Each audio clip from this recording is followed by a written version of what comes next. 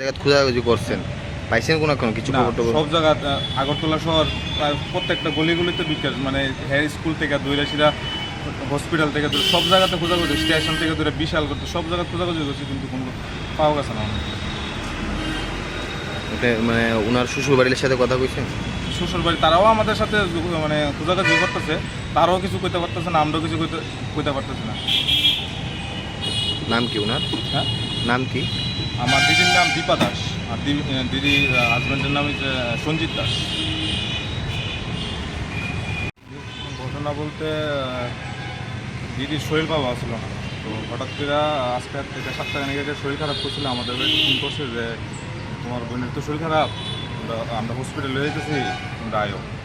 তো আমরা গেলাম ছোটো ছোটো গিরেছিরা, তাই দেখলাম যে বোনের সিরিয়াস অবস্থা বলতে বুকে পিঠে ব্যথা নিয়েছিল, ডাক্তারের হসপিটালে ভর্তি করেছে, তারা ভর্তি রাখছে।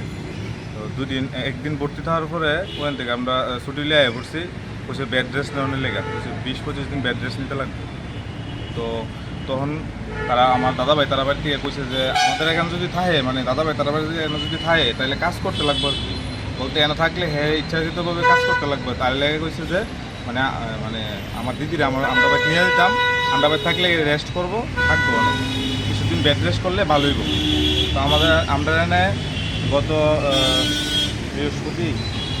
বৃহস্পতিবারে আমরা বুধবার দিনে আমরা এখানে আনছি, বুধবার দিনে আমাদের এখানে আনছি। তো বাগিনাও আছে, আমরা বাগিনা জয়নগর পরমানন্দ স্কুলে পড়ে।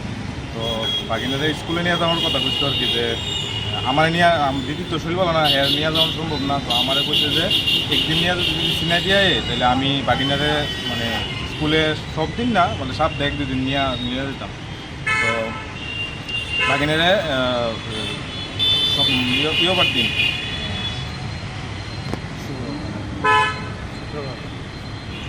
শুক্রবারে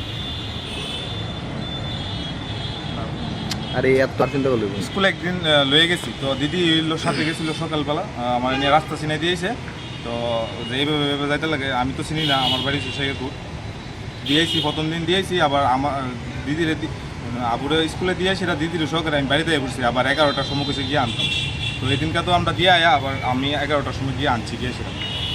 তো গেছে কালকে দিদি সকালবেলা, দিদির শরীরটা বেশি একটা ভালো আছে না, দিদিরা বারবার করে না করা হয়েছে যে যাইস না আজকে যাইস না, তো শরীরটা বেশি একটা ভালো না, আজকে তো স্কুলে যাইস না, আজকে না গেলে কিছু তো না। আর হেও সকালে উঠতে সেরা এর মাল্লু গেছে বই একটা বাইনা করতেছে যে আমি আজকে মাল্লু গেছে। তো দিদি সকালবেলা পুরুলিয়া বাড়িছে 7টার সময় বাড়ি থেকে বাড়িছে। তো বাড়িছে যে দিদি যাইবার সময় হয়ে গেছে যে আমি নিয়ে দিয়ে আয় পড়ুম আমার ভাই, মানে আমি গিয়া আবার 11টা দিয়ে গিয়েছিল স্কুল থেকে। আমি লোকে ফোন দিয়ে আমার মা ফোন দিয়ে দিছিল, ফোনটা রাখছে না, ফোনটা বাড়িতে থুয়ে বসছে, ফোনটা দিয়ে দিছে, দুইবারই ফোনটা দিছে, বলছে ফোন নেওয়া লাগতো, ফোন বাড়িতে থুয়ে বসছে। তো আমরা তো ভাবছি যে স্কুলে দিয়ে আয় করবো, আমি গিয়ে আনুম 11টার দিকে। তো প্রায় 11:42 বাজে স্কুল থেকে ফোন আইছে, বলতে স্কুল থেকে গার্জেনের কাছে মানে বাচ্চার বাবার কাছে ফোন করছে যে বাচ্চারা তখন এই স্কুল থেকে নেওয়া হইতেছে না। তো আমরা ভাবছি যে দিদি যখন এতক্ষণ আইসে না, আমরা ভাবছি দিদি যখন এতক্ষণ আইসেন, দিদি হয়তো বা মোবাইল নিছে না, বা কেউ ফোনও করেছেন, দিদি মনে বাচ্চা লেগে এনে বয়ে দিছে। কিন্তু তখন তো হ্যাঁ থেকে ফোন করতেছে যে বাচ্চার গার্জেন গার্জেন ছাড়া তো বাচ্চারা দেওয়া হইতো না।